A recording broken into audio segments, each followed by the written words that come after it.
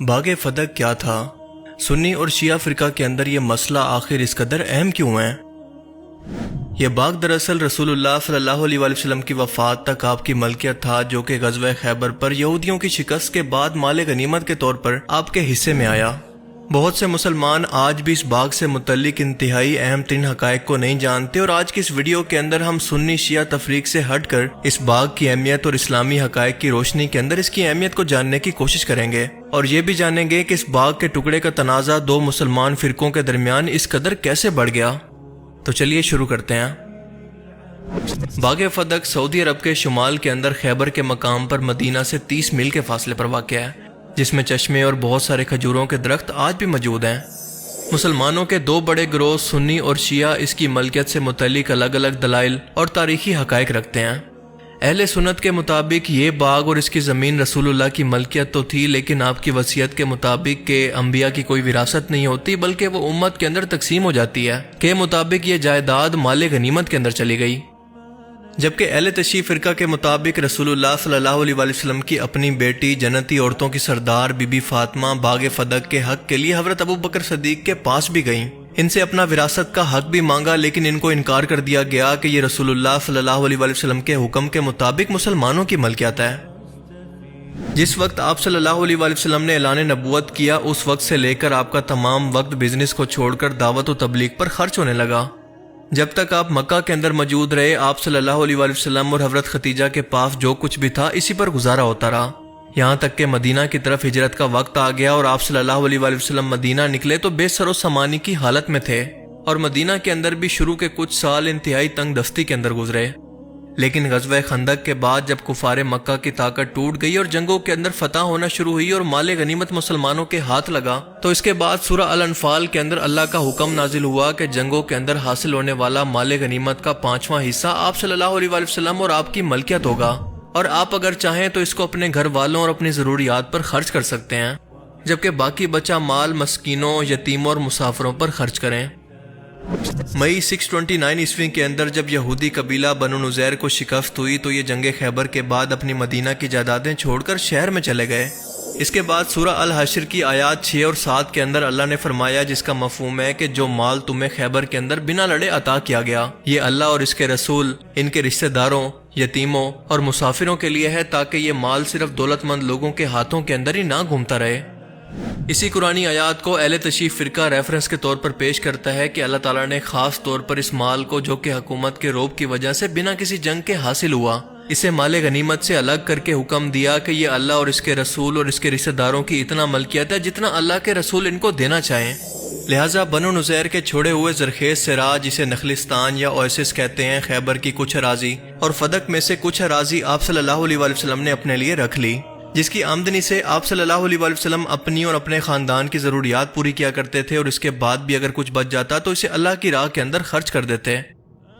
اہل سنت کا یہ ماننا ہے کہ یہ مال بے شک اللہ کی طرف سے آپ صلی اللہ علیہ وآلہ وسلم کو عطا کیا گیا تھا، لیکن اس وقت تک جب تک کہ آپ زندہ ہیں اور اس دعوت و تبلیغ کا کام کر رہے ہیں۔ قرآن کریم کے اس حکم کے اندر اس جائیداد کی آمدنی کو استعمال کرنے کا حکم دیا گیا، نہ کہ اس کی ملکیت کا حکم، کیونکہ آپ صلی اللہ علیہ وآلہ وسلم کوئی باقی دنیاوی بادشاہوں کی طرح نہیں تھے جو کہ اس دعوت کے بدلے اپنی جائیدادیں بناتے، بلکہ اس کا اجر آپ صلی اللہ علیہ وآلہ وسلم نے اللہ کے لیے رکھا ہوا تھا کہ اللہ تعالیٰ اس کا اجر آپ کو قیامت کے روز ہی عطا کرے گا۔ اس جائیداد کی وہ حیثیت نہیں تھی کہ یہ آپ کے گھر والوں کے اندر وراثت کے طور پر تقسیم ہوتی، اور آپ صلی اللہ علیہ وآلہ وسلم کا واضح حکم یا وصیت صحیح مسلم، صحیح بخاری کے اندر جگہ جگہ پر بار بار موجود ہے کہ آپ نے فرمایا کہ میرے وارث کو دینار و درہم، میں نے جو کچھ بھی چھوڑا، میری بیویوں کا خرچہ اور میرے عامل کی خدمات کا حق ادا کرنے کے بعد وہ سب کچھ صدقہ ہے۔ ہم انبیاء کی جائیداد کا کوئی وارث نہیں ہوتا، بلکہ جو کچھ بھی ہم نے چھوڑا وہ صدقہ ہے۔ محمد صلی اللہ علیہ وآلہ وسلم کے گھر والے تو اس مال میں سے بس کھا لیتے ہیں، اور کھانے بھر سے زیادہ لینے کا ان کو کوئی حق نہیں۔ اور ان تمام حدیثوں کو ہر بڑے صحابی اور خلفائے راشدین جانتے تھے، یہاں تک کہ حضرت علی بھی۔ لہٰذا کوئی بھی شخص حضرت ابو بکر سے یہ کیسے امید کر سکتا ہے کہ آپ رسول اللہ صلی اللہ علیہ وآلہ وسلم کے اس حکم اور آپ کی وصیت کے خلاف فیصلہ دیں گے؟ معاہدے کے مطابق فدق کے اس آدھے حصے پر یہودیوں کا قبضہ رہنے دیا گیا اور آدھے کا خراج یہود کو دینا پڑتا تھا۔ رسول اللہ صلی اللہ علیہ وآلہ وسلم کی وفات کے بعد وراثت کا حق لینے کے 3 دعوے دار ہو سکتے تھے، حضرت عباس چچا کی حیثیت سے، حضرت بی بی فاطمہ بیٹی کی حیثیت سے، اور آپ کی پاک بیویاں۔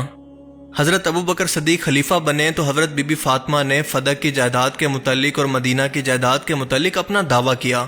حضرت بی بی فاطمہ نے فرمایا کہ اگر تمہاری وفات کے بعد تمہارے اہل خانہ کو تمہارا ترکہ مل سکتا ہے تو میرے باپ یعنی رسول اللہ کی وفات کے بعد ان کی وراثت مجھے میراث کے طور پر کیوں نہیں مل سکتی؟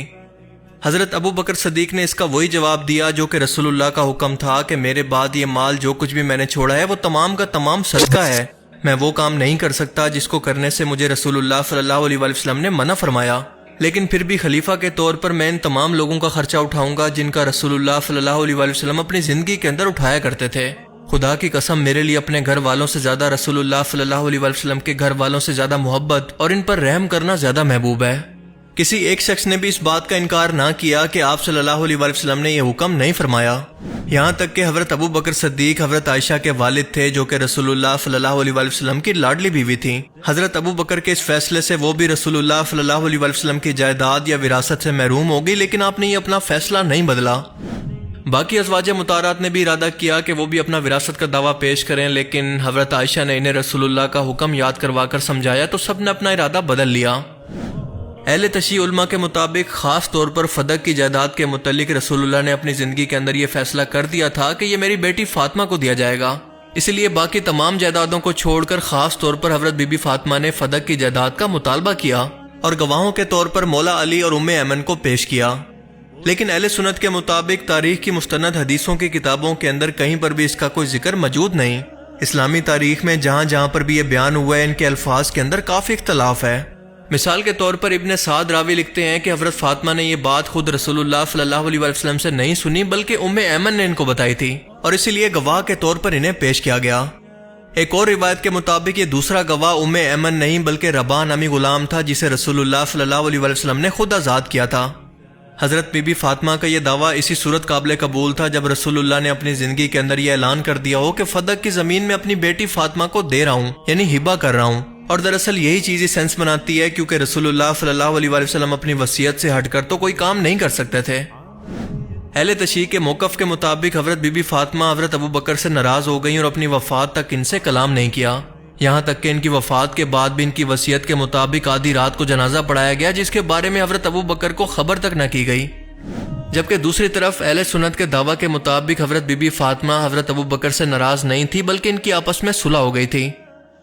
2.5 سال کے بعد حضرت ابو بکر کی وفات کو اور حضرت عمر کی خلافت کو جب 2 سال گزر گئے تو یہ مسئلہ دوبارہ اٹھایا گیا۔ حضرت عمر کے دور کے اندر یہودیوں کو خیبر سے نکالا گیا تو فدق کے یہودیوں کو بھی شام بھیج دیا گیا۔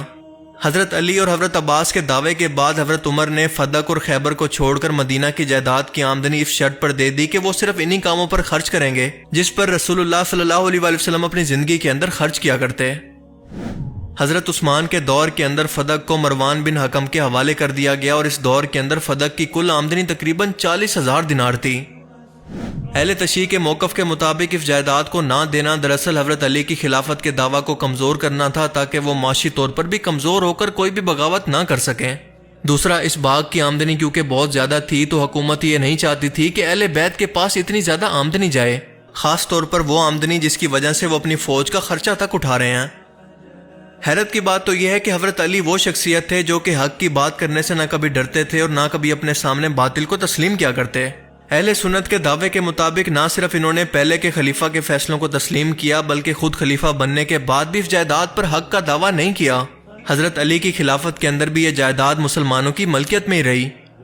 اہل تشیع فرقہ اس کی ایکسپلینیشن یہ پیش کرتا ہے کہ حضرت عثمان نے یہ باغ کیونکہ مروان بن حکم کو ہبہ کر دیا تھا لہٰذا قانونی طور پر اسے واپس لینا حضرت علی کے لیے ممکن نہیں تھا۔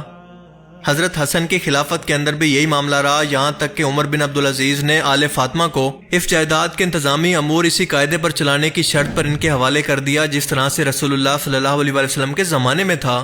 یعنی وہ صرف اس کی آمدنی کو استعمال کریں گے، اس کے علاوہ باقی سب کچھ صدقہ ہوگا۔ اس جائیداد کی ملکیت پھر بھی ان کے حوالے نہیں کی گئی۔ حضرت عمر بن عبدالعزیز کی وفات کے بعد ایک بار پھر سے حکومت نے اس کو واپس لے لیا۔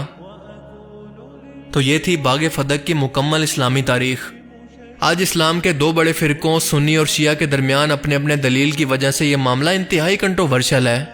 لیکن دونوں میں جو بھی حق پر ہوا اس کا فیصلہ اللہ تعالیٰ قیامت کے دن کرے گا، کیونکہ یہ بڑے بڑے صحابہ کے درمیان ایک اختلافی معاملہ تھا جس کی حقیقت اللہ ہی بہتر جانتا ہے، کیونکہ جس بھی سائیڈ کے دلائل سننے بیٹھے ہیں تو وہی حق پر لگتا ہے۔ لیکن ہم کیونکہ کسی سی سی ٹی وی کیمرہ کی مدد سے نہ اس واقعہ کو دیکھ سکتے ہیں نہ ٹائم کے اندر واپس جا سکتے ہیں، لہٰذا اس معاملے پر بحث کرنے کے بجائے اس کی حقیقت کو اللہ پر چھوڑ دینا چاہیے، کیونکہ تاریخ کا ہیر پھیر اور لفظوں کی چرب زبانی دونوں طرف سے ممکن ہے۔ اللہ تعالی ہمیں سمجھنے کی اور نیک عمل کرنے کی توفیق عطا فرمائے،